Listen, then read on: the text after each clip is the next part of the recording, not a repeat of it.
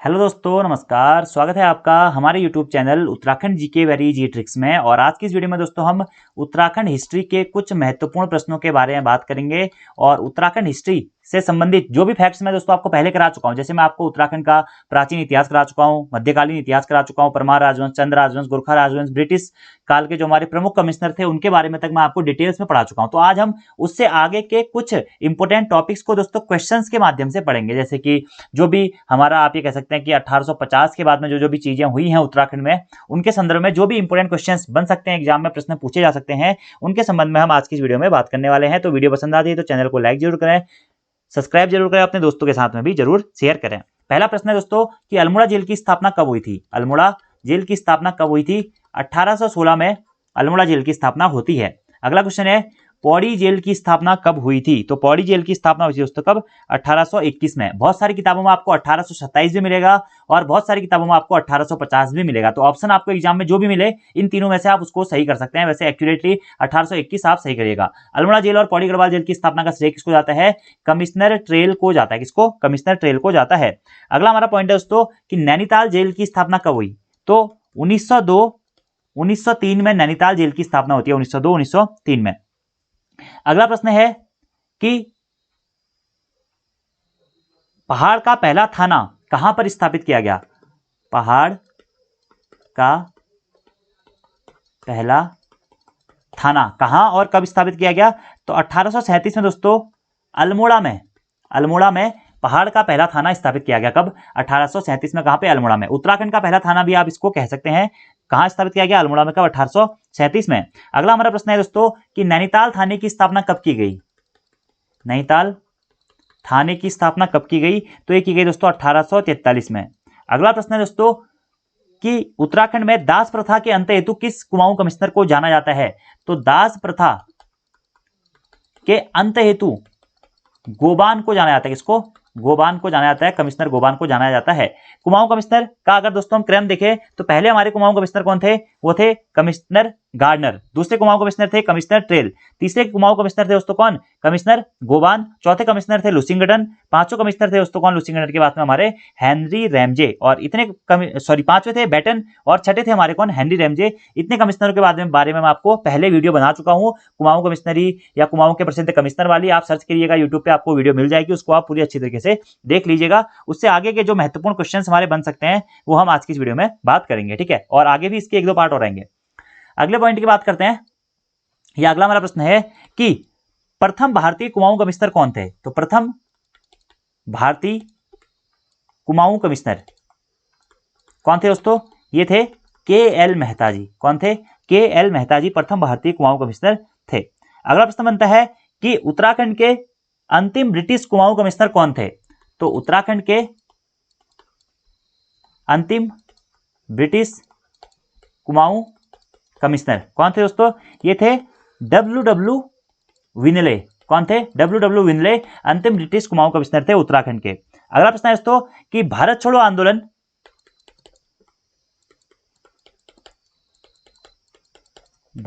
आंदोलन या सल्ट क्रांति या सालम क्रांति के समय पे हमारे कुमाऊं कमिश्नर कौन थे। तो इस टाइम पे हमारे कुमाऊं कमिश्नर कौन थे दोस्तों? एक्टन साहब थे। कौन? एक्टन। 1941 से लेकर 1943 तक इनका टाइम पीरियड था। अगला पॉइंट दोस्तों हमारा बनता है कि कुमाऊं परिषद के गठन के समय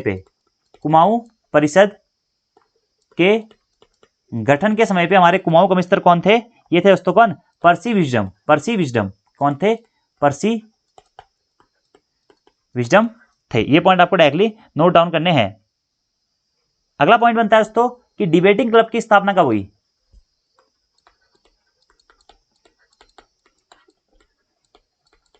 डिबेटिंग क्लब की स्थापना कब हुई? आप कह सकते हैं अल्मोड़ा डिबेटिंग क्लब की स्थापना कब हुई या अल्मोड़ा में डिबेटिंग क्लब की स्थापना कब हुई। तो 1870 में बुद्धि वल्लभ पंत बीबी पंत यानी कि बुद्धि वल्लभ पंत जी के द्वारा अल्मोड़ा में डिबेटिंग क्लब की स्थापना की जाती है। कब? 1870 में। और कुमाऊं में सबसे पहले डिबेटिंग क्लब की स्थापना कब हुई? 1870 में ही हुई थी। ये पॉइंट भी आपको डायरेक्टली नोट डाउन करना है। अगर आपसे दोस्तों ये पूछा जाता है कि गढ़वाल में प्रथम बार डिबेटिंग क्लब की स्थापना कब हुई या गढ़वाल में डिबेटिंग क्लब की स्थापना कब हुई, तो गढ़वाल में डिबेटिंग क्लब की स्थापना हुई थी कब? 1885 में। याद रखना है क्या? गढ़वाल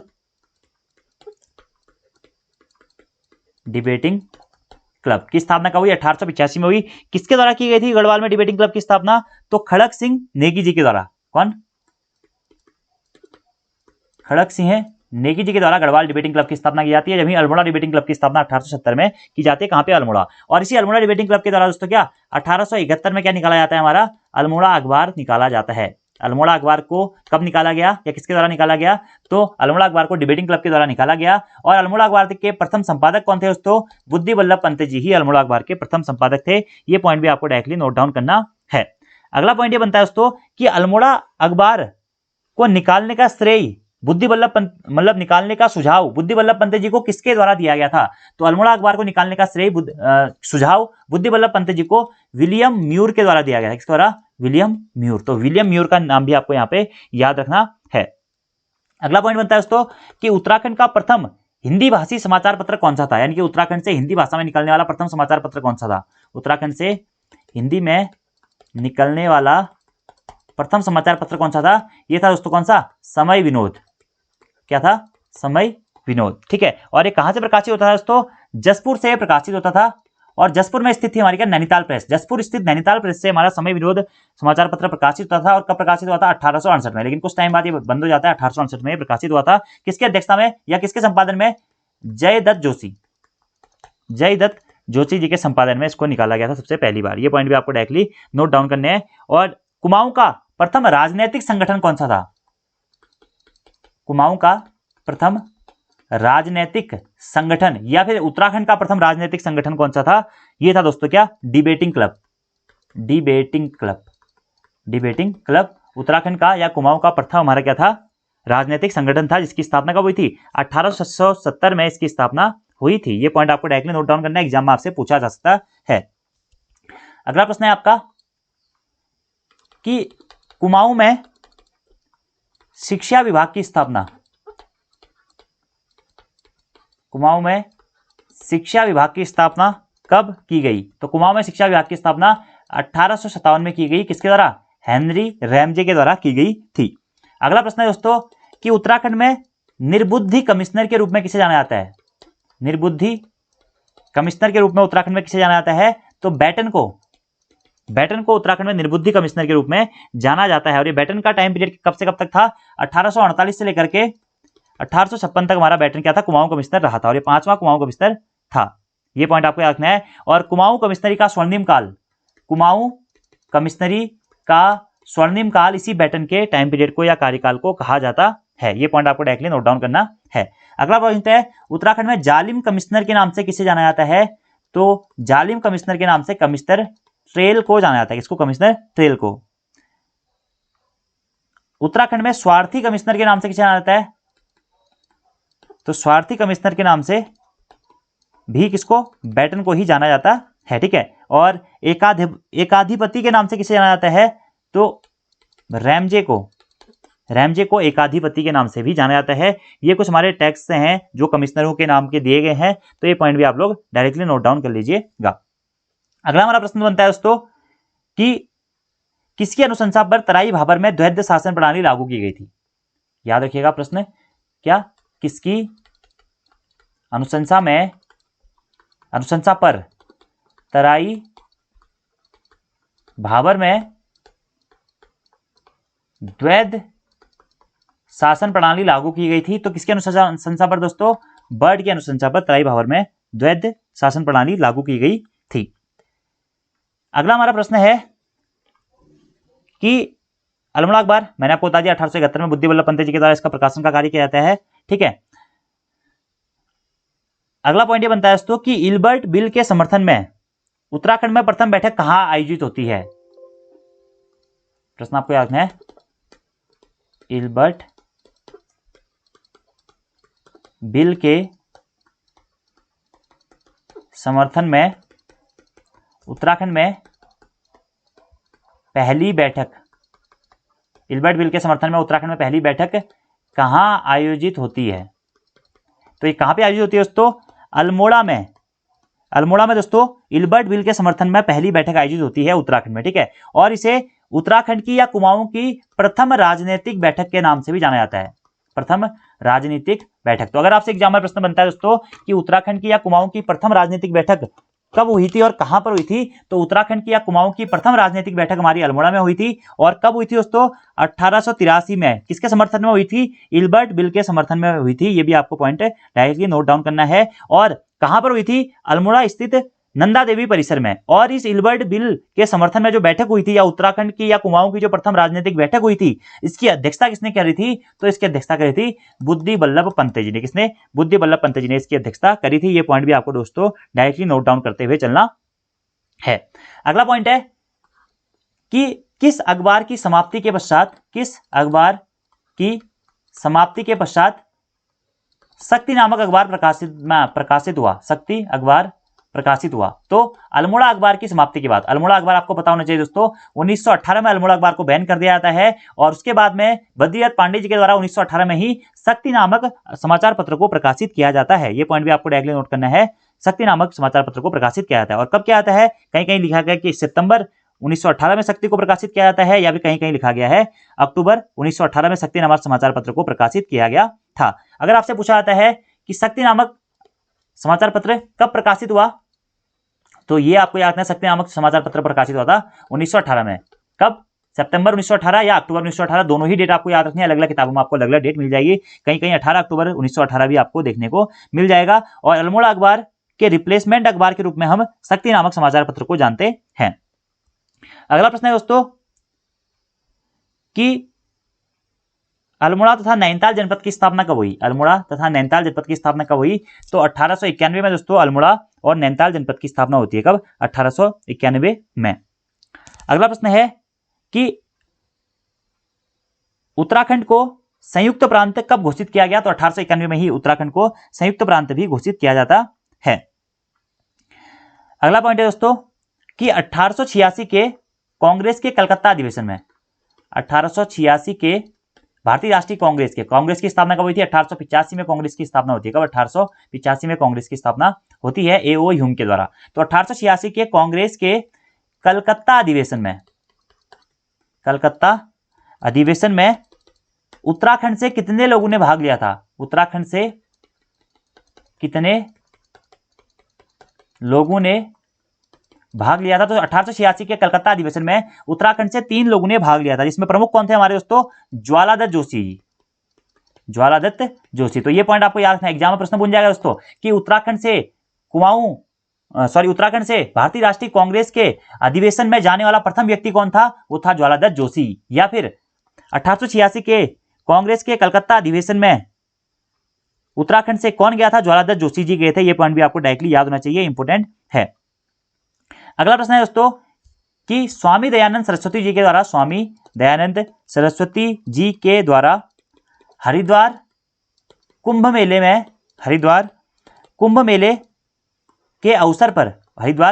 के अवसर पर पाखंड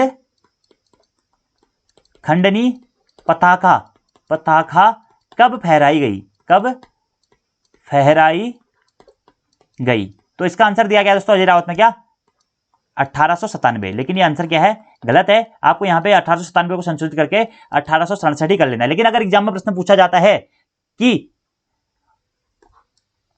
स्वामी दयानंद सरस्वती ने हरिद्वार कुंभ मेले के अवसर पर पाखंड खंडनी पताका कब फहराई थी, तो आपको 1897 ऑप्शन में, तो 1897 ही करना है। अगर 1897 ऑप्शन में नहीं होता है तो फिर आप वहां पे 1887 करके आ सकते हैं। वैसे इस प्रकार के प्रश्न हमारे एग्जाम में बाद में डिलीट हो जाते हैं।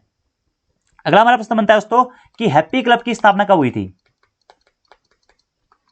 हैप्पी क्लब की स्थापना कब हुई थी, यह हुई थी 1903 में। कहां हुई थी हैप्पी क्लब की स्थापना, अल्मोड़ा में हैप्पी क्लब की स्थापना होती है। किसके द्वारा की जाती है, गोविंद बल्लभ पंत जी के द्वारा अल्मोड़ा में हैप्पी क्लब की स्थापना की जाती है। कहां पे, अल्मोड़ा में। अगला प्रश्न है दोस्तों कि हुक्का क्लब की स्थापना कब होती है, तो हुक्का क्लब की स्थापना होती है 1906 में। कब, 1906 में। और कहां पर होती है, अल्मोड़ा में ही दोस्तों हुक्का क्लब की स्थापना होती है। और चिरंजीवी लाल शाह और हरगोविंद पंत जी के द्वारा हुक्का क्लब की स्थापना की जाती है। कहां पे, हमारा अल्मोड़ा में। तो हैप्पी क्लब 1903 अल्मोड़ा, गोविंद बल्लभ पंत जी ने स्थापना की थी। हुक्का क्लब की स्थापना 1906 अल्मोड़ा में चिरंजीवी लाल शाह और हरगोविंद पंत जी के द्वारा इसकी स्थापना की गई थी।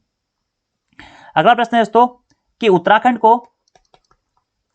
को नॉर्थ प्रोविंस से हटाकर नॉर्थ प्रोविंस स्टेट से हटाकर United provinces of Agra and Awadh का दर्जा या का हिस्सा कब बनाया गया था, या दर्जा कब दिया गया था, तो 1902 में। यह पॉइंट आपको याद रखना है कि उत्तराखंड को नॉर्थ प्रोविंस से हटाकर United province of Agra and Awadh का हिस्सा कब बनाया गया था, तो 1902 में बनाया गया था, याद रखना है दोस्तों, ठीक है आपको। अगला प्रश्न है कि कुमाऊं को हिल स्टेट कब घोषित किया गया। कुमाऊं, जो पूरा हमारा कुमाऊं है, को हिल स्टेट कब घोषित किया गया, तो ये किया गया दोस्तों कब, 1904 में कुमाऊं को हिल स्टेट घोषित किया गया। अगला प्रश्न है यहाँ पे दोस्तों हमारा कि नैनीताल गजेटियर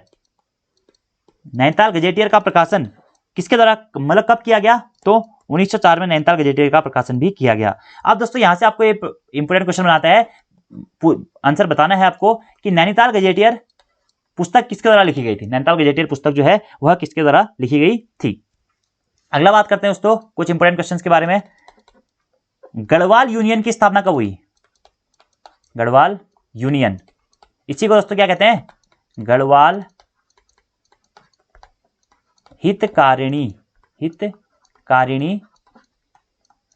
गढ़वाल हितकारिणी सभा की स्थापना कब हुई और किसके द्वारा की गई, तो 1901 में देहरादून में गढ़वाल हितकारिणी सभा की स्थापना होती है और किसके द्वारा की जाती है दोस्तों, तारादत्त गहरोला जी के द्वारा की जाती है। किसके द्वारा की जाती है, तारादत्त गहरोला जी के द्वारा की जाती है गढ़वाल यूनियन की स्थापना, जिसे हम गढ़वाल हितकारिणी सभा के नाम से भी जानते हैं। अगला प्रश्न है दोस्तों, गढ़वाल का महर्षि किसे कहा जाता है। गढ़वाल का महर्षि किसे कहा जाता है, तो तारादत्त गहरोला जी को ही गढ़वाल का महर्षि भी कहा जाता है। तारादत्त गहरोला जी का संबंध किस क्षेत्र से रहा है, यह प्रश्न एग्जाम में पूछा गया दोस्तों। तो ये एक कवि भी थे और ये क्या थे, एक लॉयर भी थे, यानी कि एक वकील भी थे। अगला प्रश्न बनता है कि सदई नामक रचना किसकी है। एग्जाम में पूछा गया ये प्रश्न भी, सदई नामक रचना किसकी है, तो तारादत्त गहरोला जी की रचना है सदई, और सदई इसी के साथ साथ में किसकी, शिव प्रसाद डबराल जी की भी रचना है सदई। ये पॉइंट आपको डायरेक्टली नोट डाउन करने हैं।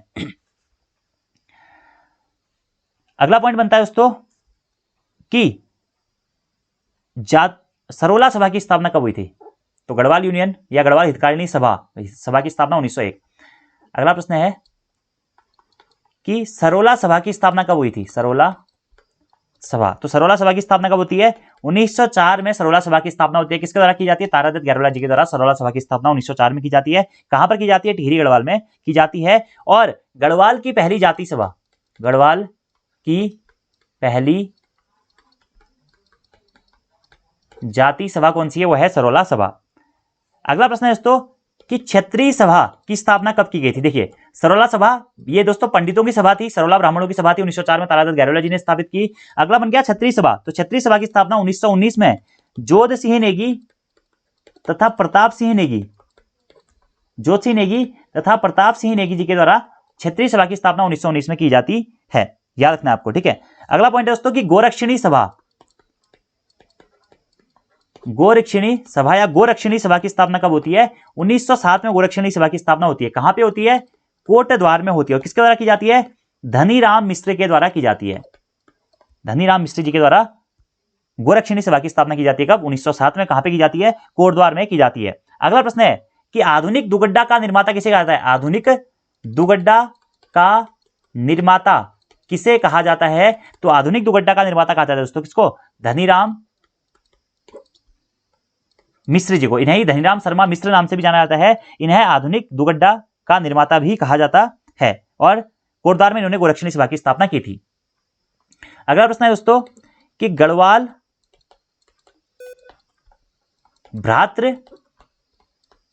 गढ़वाल भ्रातृमंडल की स्थापना कब हुई और किसके द्वारा की गई, तो 1907 में दोस्तों गढ़वाल भ्रातृमंडल की स्थापना की गई। किसके द्वारा, मथुरा प्रसाद नैथानी जी के द्वारा गढ़वाल भ्रातृमंडल की स्थापना की गई थी। कहां पे, कोटद्वार में गढ़वाल भ्रातृमंडल की स्थापना किसके द्वारा की गई थी, मथुरा प्रसाद नैथानी जी के द्वारा की गई थी।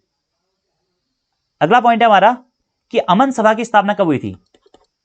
क्या अमन सभा की स्थापना कब की गई थी, 1930 में दोस्तों हमारा क्या, अमन सभा की स्थापना होती है। अगला हमारा पॉइंट है दोस्तों कि नशा नासिनी सभा, यह भी इंपोर्टेंट है। क्या, नशा नासिनी सभा की स्थापना कब की गई थी, तो 1906 में दोस्तों टिहरी गढ़वाल में राम शरण रतूड़ी रामशरण रतुड़ी के द्वारा नशा नाशनी सभा की स्थापना की गई थी। कहां पे? टिहरी गढ़वाल में रामशरण रतुड़ी जी के द्वारा। गढ़वाल भ्रातृमंडल दोस्तों बहुत इंपॉर्टेंट है। 1907 में मथुरा प्रसाद नैथानी जी के द्वारा इसकी स्थापना की जाती है। और कहीं कहीं आपको ये गढ़वाल भ्रातृमंडल जो है ना, ये 1908 में मिलेगा, इसलिए आप ये दोनों ही नोट करते हुए चलिएगा, ठीक है। अगला हमारा प्रश्न बनता है दोस्तों कि कुमाऊं यूनियन की स्थापना कब हुई? कुमाऊं यूनियन की स्थापना कब हुई? तो कुमाऊं यूनियन की स्थापना होती है दोस्तों कब? हमारी 1914 में। किसके द्वारा? गोविंद वल्लभ पंत जी के द्वारा कुमाऊं यूनियन की स्थापना की जाती है 1914 में। इंपोर्टेंट पॉइंट है, याद रखना है। अगला पॉइंट है अल्मोड़ा कांग्रेस। अल्मोड़ा कांग्रेस की स्थापना कब होती है? तो 1912 में दोस्तों अल्मोड़ा कांग्रेस की स्थापना की जाती है। या अल्मोड़ा में कांग्रेस की स्थापना कब? 1912 में की जाती है। ये पॉइंट भी दोस्तों आपको डायरेक्टली नोट डाउन करना है। अगला प्रश्न है कि कुमाऊं में होम रूल लीग आंदोलन कब चलाया गया? तो कुमाऊं में होम रूल लीग आंदोलन कब चलाया गया? 1914 में कुमाऊं में होम रूल लीग आंदोलन चलाया गया।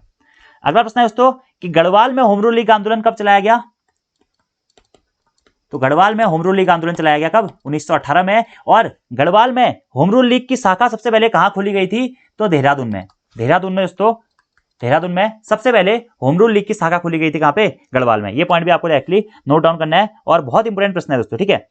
हुक्का क्लब की स्थापना 1906 मैंने आपको बता दी है। प्रेम सभा की स्थापना, अगला प्रश्न है हमारा कि प्रेम सभा की स्थापना कब होती है? प्रेम सभा की स्थापना होती है दोस्तों कब? 1914 में। कहां होती है? काशीपुर में होती है। किसके द्वारा की जाती है? गोविंद वल्लभ पंत जी के द्वारा की जाती है प्रेम सभा की स्थापना। अगला प्रश्न है दोस्तों कि शुद्ध साहित्य समिति की स्थापना कब होती है?